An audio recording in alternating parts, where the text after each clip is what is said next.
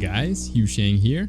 Welcome to another StarCraft 2 lesson. In this video, we're checking out a Zerg vs Protoss. You might have already seen the end of this game if you're looking at my shorts. We're going to check out the full game today. It's against Loggins Kenny. I feel like that's a Canadian show or something, right?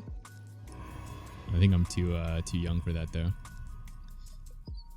So, Zerg vs Protoss game. We'll go to my vision for this full game. It's a macro game. I feel like this matchup is pretty misunderstood for most Zergs.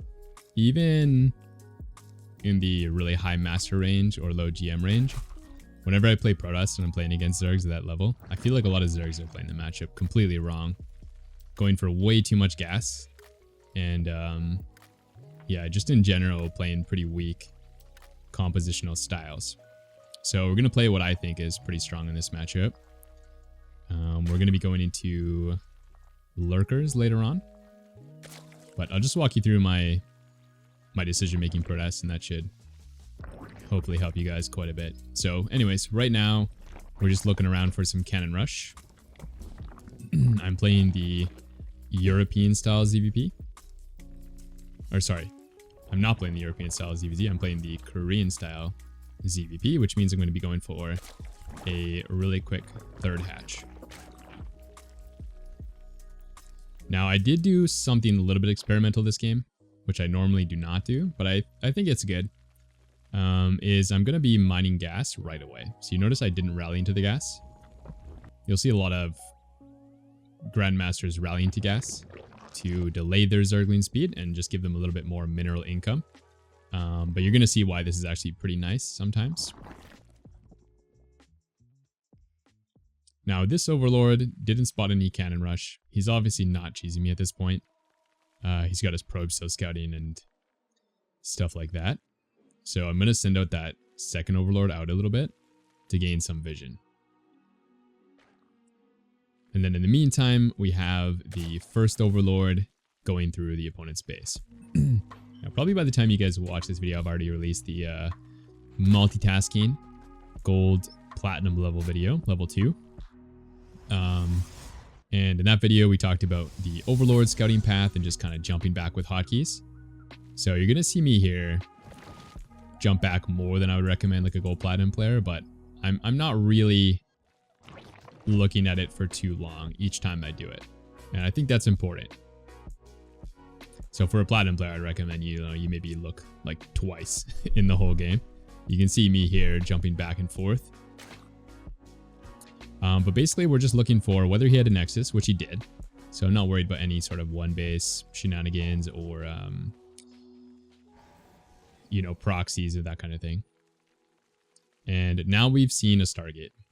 So my thought process here is, depending on which tech structure I see, I go down a few different paths, right? So in this game, I've seen a Stargate. Now I'm going to go down the path that does well against Stargate openings.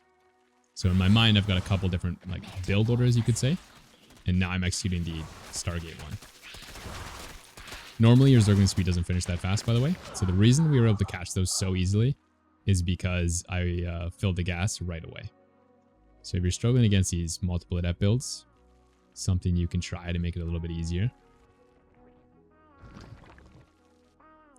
Spore Crawler is going down a little bit after 345, which is pretty good if you're playing against a Void Ray opening. So he actually messed up his wall a little bit. I think that's partly these ramp maps are a little bit OP for Zerglings.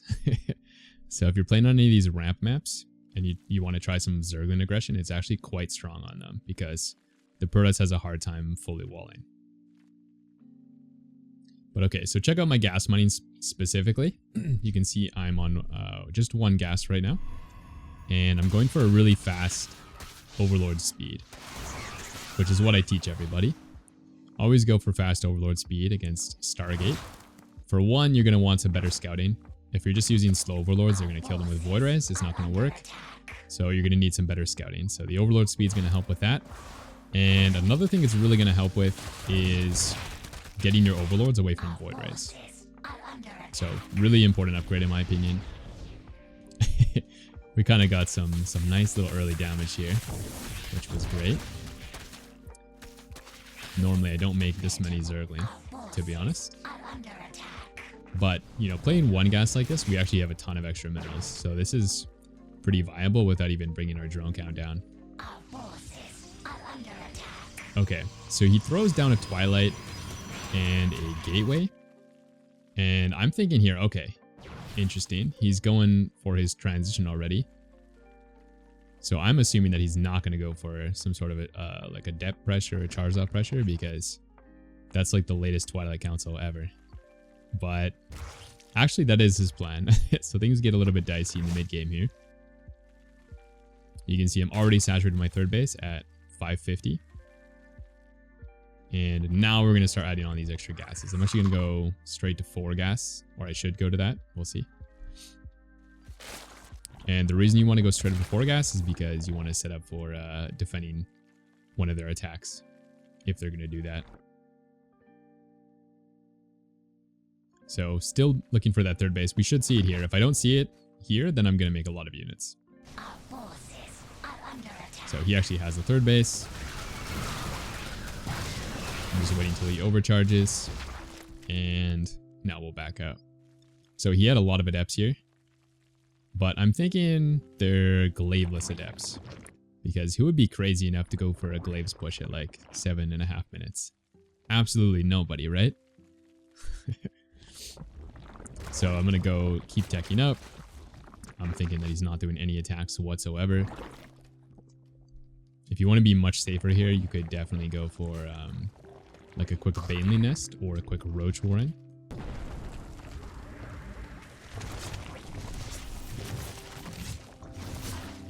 So checking our worker count, it's a little bit low. We've been a little worried. And I'm trying to decide if I need Lings here or drones. And I said, fuck it. You know what? There's no way he went for Glaves here. Let's just go for drones. Which you'll see in a second was not a good choice. Here come the adepts. So now we're in a little bit of panic town.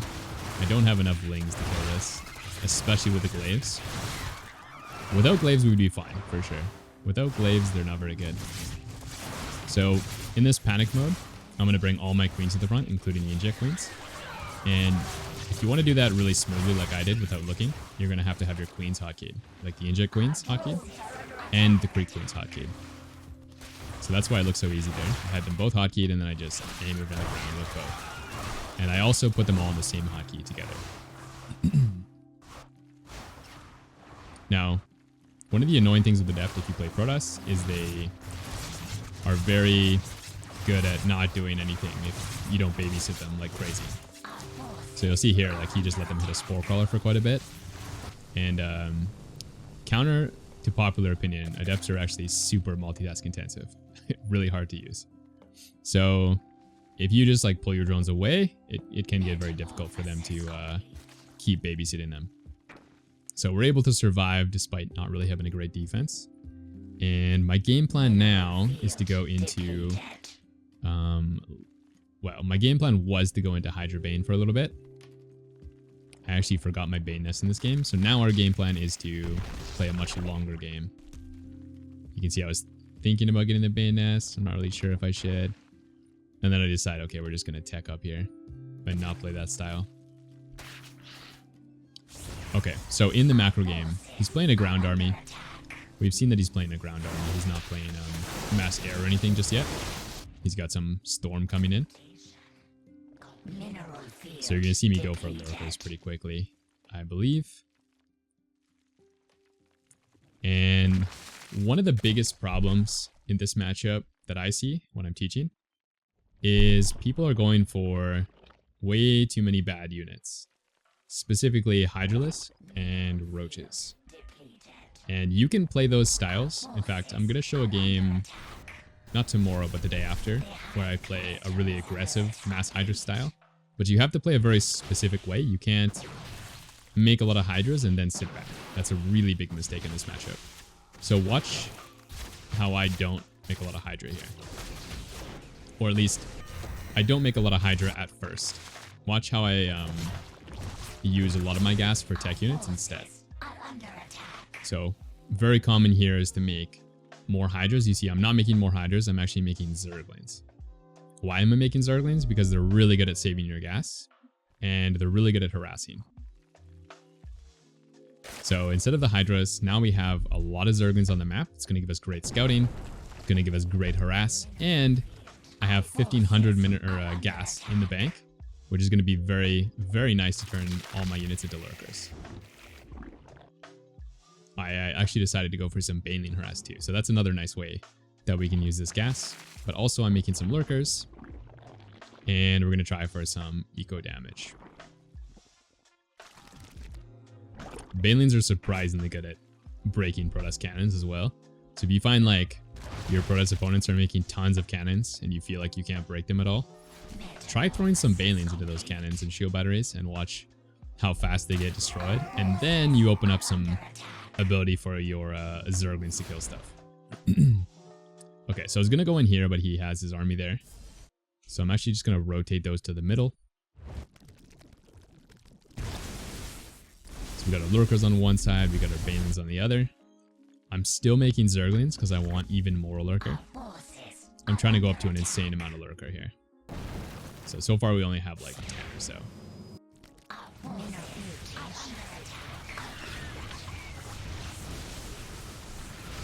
So here, I decided to bring the army together, have the Banelings help out in the attack.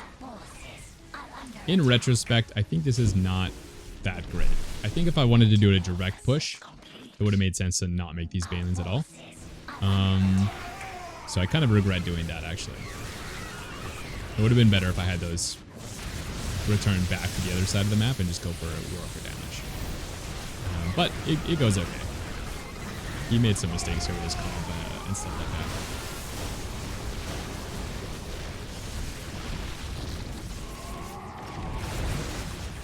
This helped a lot as well. We were able to have some reinforcements come in here and nab those High Templar as well as an Archon. Mineral field depleted. So I feel like right now we're in a really amazing position. I have 90 worker. We've killed a bunch of his worker, and you know, he doesn't have too many cannons at each of his bases. We've also got the lurker upgrades coming in, so our lurkers are going to be actually insane in a second here. Okay, now I've made 19 more Hydra, right?